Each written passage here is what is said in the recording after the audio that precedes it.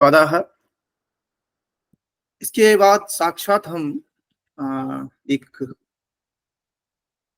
Doctor Ramesh Chandra नायलवाल, आप उत्तराखंड से हैं मूल रूप से और मिथिला से आपकी अधिक प्रीति है, और एक अच्छा अवसर है जो हम दोनों ही साथ में सारस्वत साधना में संलग्न है बाबा साहब भीमराव अम्बेडकर विश्वविद्यालय में। अतः आपसे हम मिथिला क्षेत्र से संदर्भित जो आपकी प्रीति है और शास्त्र परंपरा की अक्षुण्ण रखने में जो वहां के आचार्यों का योगदान रहा है, इस संदर्भ में हम आपका वक्तव्य सुनना चाहेंगे। रमेश चंद्र नायलवाल महोदय। जी, नमो नमः। नमः सभाभ्यः सभापतिभ्यश्च।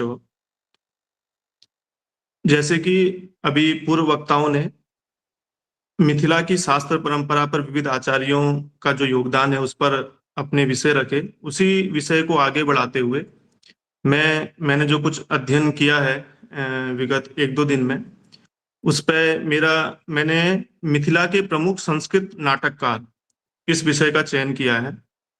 जैसे कि सभी वक्ताओं ने बताया कि जो मिथिला की भूमि है, और आज भी हम देखते हैं कि पूरे भारत देश में नहीं अपितु बाहर विश्व में भी अनेक मिथिला क्षेत्र के जो संस्कृत विद्वान है वो संस्कृत की इस ज्ञान परंपरा को, भारतीय ज्ञान परंपरा को अनवरत आगे बढ़ाने में संलग्न है। उसी प्रकार जो संस्कृत की नाट्य विधा है, जो एक महत्वपूर्ण विधा साहित्य की मानी जाती है और जिसके माध्यम से, अभिनय के माध्यम से, संवाद के माध्यम से अत्यधिक कठिन विषयों को भी, शास्त्रीय विषयों को भी अत्यधिक सरलतम तरीके से कवि प्रस्तुत करते हैं, उसी का अद्भुत उदाहरण इस मिथिला की परंपरा में मिलता है। और इस परंपरा में मैंने जब कुछ आचार्यों का अध्ययन किया या उनके कुछ, अभी उनके ग्रंथ नहीं पढ़े, यद्यपि उनकी कुछ कुछ जानकारियां जब उपलब्ध हुई तो उनका जो योगदान है शास्त्र को संरक्षण करने में, विशेषतया दर्शन की परंपरा को संरक्षित करने में, वो अत्यंत महत्वपूर्ण है। और इनकी एक विशेषता है कि ये लोक के साथ अद्भुत सामंजस्य बनाकर चलते हैं। इनकी रचनाएं संस्कृत के साथ साथ मैथिल भाषा में मिश्रित रचनाएं हमको प्राप्त होती हैं, जिनमें मिथिला के गीत हैं, मिथिला के राग हैं, वहाँ की लोक की परंपराएं हैं, श्रृंगार की परंपराएं हैं इत्यादि। इनकी विशिष्टता, इन नाटकों की विशिष्टता हमें प्राप्त होती है जो कदाचित अन्य क्षेत्रों में हमें उस रूप में उपलब्ध नहीं होती। और यह परंपरा हम देखते हैं कि 14वीं शताब्दी से हमको प्राप्त होती है। यद्यपि अनेक विद्वान जो अभी बहुत सारे शोध कार्य हो रहे हैं उसमें कवि कालिदास को इसी क्षेत्र का निवासी मानते हैं।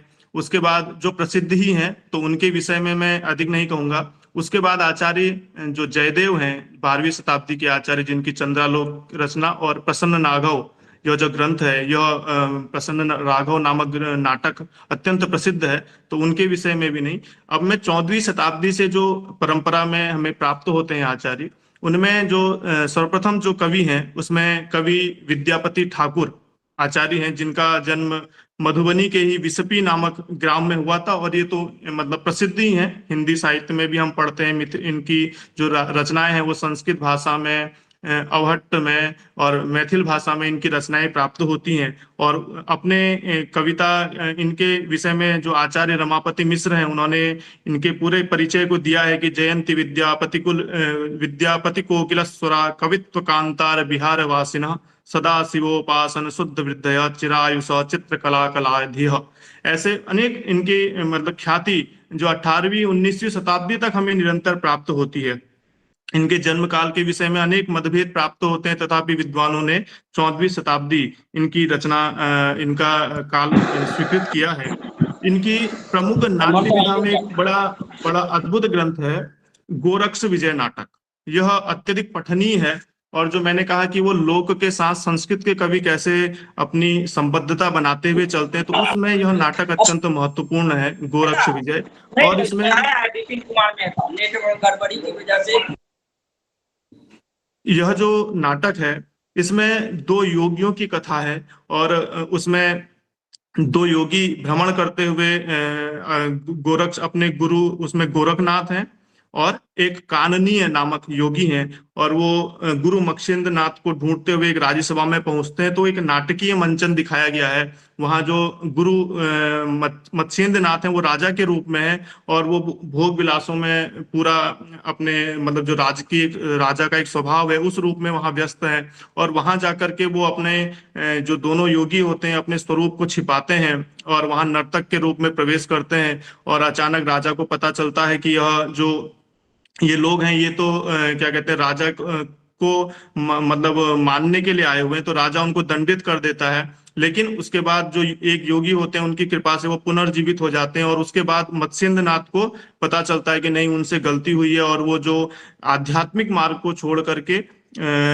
इस भौतिक संसाधनों में लिप्त हो गए थे। तो उनसे फिर वो क्या कहते हैं क्षमा याचना करते हैं। तो इस प्रकार इस नाटकीय दृष्टि से जो नाथ परंपरा के विषय हैं उनको बड़े संवादात्मक शैली में और आध्यात्मिक शैली में वहां प्रस्तुत किया है। तो ये नाटक बहुत अद्भुत है। उसी के साथ 16वीं शताब्दी की जो परंपरा है उसमें महामहोपाध्याय हरिहरोपाध्याय एक बड़े आचार्य हैं।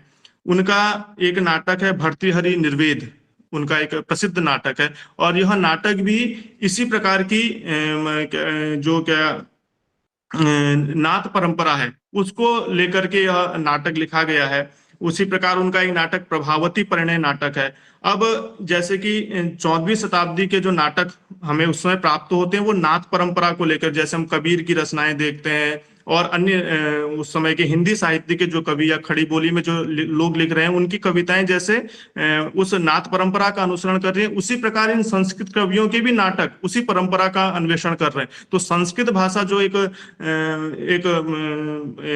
बात संस्कृत के लिए कह दी जाती है कि वह लोक से दूर थी और उसमें इस प्रकार की रचनाएं नहीं लिखी जा रही थी कि लोग उसको पढ़े, ऐसा नहीं है। इसका साक्षात उदाहरण हमको इस मिथिला की परंपरा पर मिलता है। प्रभावती परिणय ये 16वीं शताब्दी में हरिहरोपाध्याय का नाटक है। अब इस समय अगर हम देखेंगे तो मीराबाई हैं, ये कृष्ण की परंपरा को, चैतन्य महाप्रभु कृष्ण की परंपरा को आगे बढ़ा रहे हैं। उसी समय ये कवि प्रभावती परिणय इस नाम के नाटक लिख करके उस जो वैष्णव परंपरा है उसको आगे बढ़ाने का काम कर रहे हैं। उसी 16वीं शताब्दी में वंशमणि झा एक बड़े आचार्य हुए हैं। उनके दिगंबर प्रहसन एक उनकी रचना है, गीत दिगंबर नाटक उनकी एक रचना है। और इनको अपनी ये सारे आचार्य ये नहीं कि अपनी परंपरा से शास्त्र से युक्त हैं। इनके जो आचार्य थे वो सभी शास्त्रों में निपुण थे। अपने खुद ही वो लिखते हैं कि पिता यश्चान वीक्षाम बुद्धि वद ललने चंद्रमा राग चंद्रो जगत ख्याता माता जय मित्रिति भवानी वध्या। इस प्रकार वो अपनी को उस गुरु परंपरा में पिता से सारी ज्ञान हमने प्राप्त किया, इस प्रकार अपना उल्लेख वो करते हैं। इसी 16वीं शताब्दी में एक बड़े आचार्य हुए हैं रामदास, जिनके जो प्रपितामह महू महापाध्याय सुचिकर झा और उनके जो पिता थे वो शिवदास झा, ये सारे महू महापाध्याय की उपाधि को धारण किए हुए हैं। जिससे लगता है कि यह इस क्षेत्र का ज्ञान के अर्जन में, ज्ञान के संरक्षण में, उसको प्रसारित करने में अद्भुत योगदान रहा और जिसको हम आज भी देखते हैं। इनका एक नाटक है आनंद विजय नाटक। तो ये भी 16वीं शताब्दी के आचार्य हैं और यह नाटक भी श्री कृष्ण और श्री राधा के प्रेम पर आधारित है। और इस रचना में जो राधा के श्रृंगारिक विषय हैं उनको अत्यंत मधुर रागों से, मैथिली के रागों से सुसज्जित किया गया है। और यह लोक भाषा और एक जो शास्त्र भाषा है उसका अद्भुत सामंजस्य इस ग्रंथ में हमको मिलता है। और यह नाटक सुखांत नाटक है जिसमें अंत जिसका श्री कृष्ण और राधा के मिलन से होता है। इसी प्रकार इसी परंपरा में आगे बढ़ते हुए 18वीं शताब्दी के प्रमुख जो आचार्य हुए हैं उसमें उमापति उपाध्याय जी हैं, जिनका पारिजात वरण नामक एक नाटक है। रमापति झा हैं जिनका रुक्मणी हरण नाटक है। नंदीपति झा हैं जिनके कृष्ण केली माला नाटक है। और गोकुल नाथोपाध्याय इनके अमृतोदय नाटक है। ये सभी नाटक उस परंपरा को ही आगे बढ़ा रहे हैं। हम देखते हैं कि हिंदी साहित्य की जो परंपरा है उसमें कृष्ण को उस समय वैष्णव परंपरा आगे बढ़ रही है, तो उसको पूर्ण रूप से इन संस्कृत के नाटककारों ने, खासकर मिथिला के नाटककारों ने अद्भुत रूप से प्रदर्शित किया है, अलग अलग दृष्टि से अलग। और इनमें एक विशेषता ये भी है कि ये पूर्णतया नाट्य शास्त्रीय विधि का अनुसरण कर रहे हैं। उनमें संधियों के उदाहरण, उनमें जो नाटक की संधियां हैं उनके उदाहरण हमको मिलते हैं। रस का अद्भुत संयोग वहां पर मिलता है, जहां उनको श्रृंगार की रचनाएं अधिक श्रृंगारिक रचनाएं दिखाते हैं तो उसमें लोक रागों का प्रयोग करते हैं, लोक पद्यों का प्रयोग करते हैं। इसी ये जो पारिजात हरण नाटक है, इसमें इसी परंपरा में मैथिल के 21 गीत हमको प्राप्त होते हैं जो विविध रागों में हैं। उनके राग हैं मालवा, ललित, केदार, बसंत, वैजंती, पंचम, नट, मल्लार। इस रागों में हमको प्राप्त होते हैं। साथ में संस्कृत के भी श्लोक हमको जब उनको आवश्यकता पड़ती है उनको मिलते हैं। इसी प्रकार रमापति झा का जो नाटक, उनकी नाट्य रचना रुक्मणी परिचय है, तो यह इसमें स्वयंवर की पूरा विधान किया गया है और इसमें भी मैथिल भाषा का हमको अद्भुत उदाहरण मिलता है। लिखते हैं कि माधव सुनिया निवेदन बानी, सुमुखी मिलत तो हे गुणमय जानी, ते परिप्रेम कर सखी दामे, दिने दिने होय अधिक अभिरामे। तो वहां पर जब रुक्मणी के साथ श्री कृष्ण का श्रृंगार विषय प्रतिपादित करना है तो वो मैथिली भाषा का प्रयोग वहां पर करते हैं। इसी प्रकार नंदीपति झा, ये माधव सिंह जो राजा थे उनके आश्रित कवि थे, इनकी जो रचना है कृष्ण केली माला, तो ये भी कृष्ण के पूरी लीलाओं को जो पूतना वध से आरंभ होकर के वहां अंत तक उनकी लीलाएं हैं उनको ये रचना प्रदर्शित करती है। उसी 18वीं शताब्दी में महामहोपाध्याय गोकुल नाथोपाध्याय एक बड़े आचार्य हुए हैं।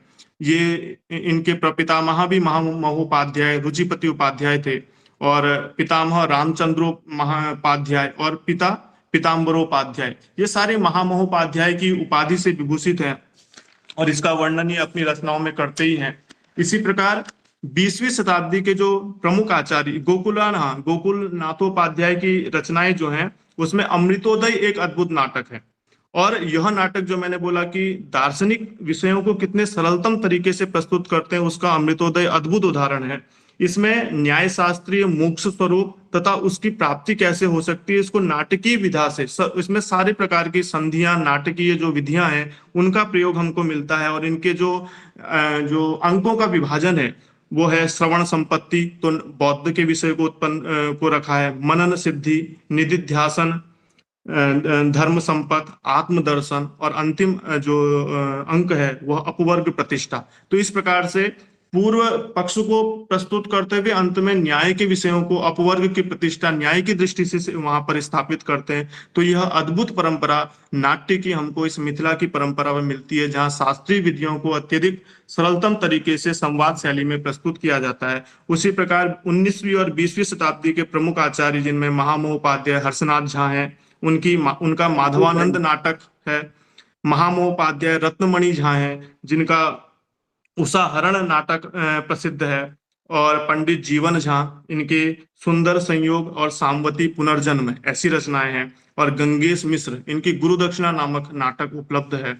तो ऐसे यह जो पूरी परंपरा है जो 14वीं शताब्दी से हमको मिलती है, उससे पहले जैसे कालिदास, जयदेव और भी अनेक रचनाएं हो सकता है कुछ विलुप्त हो गई हो, कुछों का संग्रह अभी होना बाकी हो, लेकिन 14वीं शताब्दी से जो अभी संकलन है उसमें यह परंपरा निरंतर आगे बढ़ रही है। और निरंतर वो राज्याश्रित भी है, राजाओं को भी वह कभी मतलब राज्याश्रित किए हुए है, क्योंकि वह राज्य के संपूर्ण देखभाल उसका मार्गदर्शन करता है। इसलिए राजा के लिए वो कवि अत्यंत महत्वपूर्ण है और उनको विविध उपाधियां वो राजा प्रदान करते हैं, क्योंकि इन आचार्यों में सबकी अपनी अपनी विशिष्ट उपाधियां हैं। कोई कवि मंडित, कोई कवि रत्नाकर, ऐसी विविध उपाधियां हमको प्राप्त होती हैं।